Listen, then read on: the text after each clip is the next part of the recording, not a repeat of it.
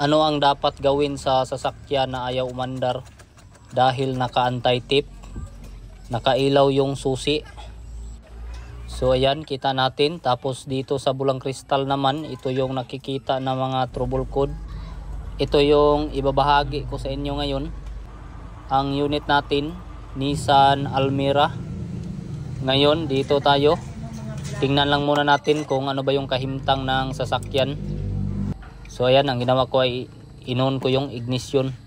Kita natin yung tarak-tarak na umiilaw. Tapos ginawa ko ay ni-start ko lang. So ayan, kahit anong start yung ginawa ko dito ay walang redundo yung sasakyan natin. So ibig sabihin ay wala talaga to, ayaw tong umandar. So ito yung dahilan, nakailaw yung tarak-tarak. Siyempre ginamitan namin agad ng lagnot dalaibot.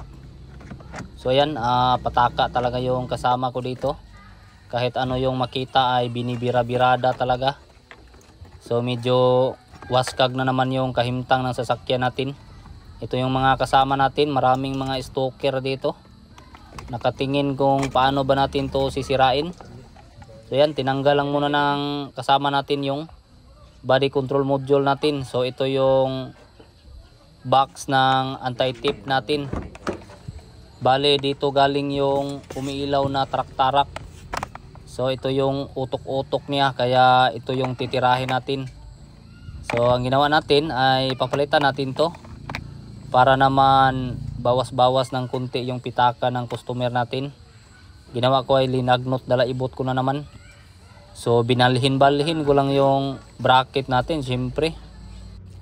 Hindi na kasi natin ni-repair kasi marami na talagang gibatyag yung BCM natin.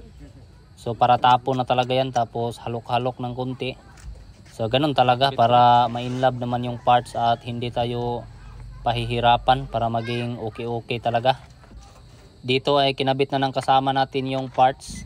Pagkatapos makabit yung parts, ito na yung waste natin. So bali nandyan na sa ilalim yung bago nating parts.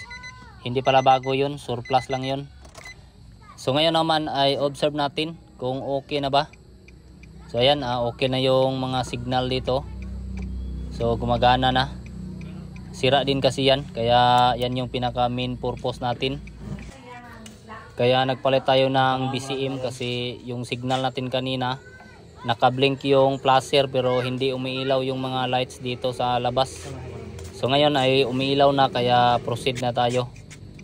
So tingnan natin, patayin muna natin yung dapat patayin. So yan, kita natin dito na umiilaw pa rin yung tarak-tarak natin. So start natin. So ganun pa rin siya, hindi talaga siya naging okay. So bali medyo back job pala yung trabaho natin dito. So yan, kita natin na ganun pa rin talaga. Kaya ngayon naman, ang gagawin natin dito, syempre gamitan muna natin ng Bulang Kristal. So ganun talaga yan.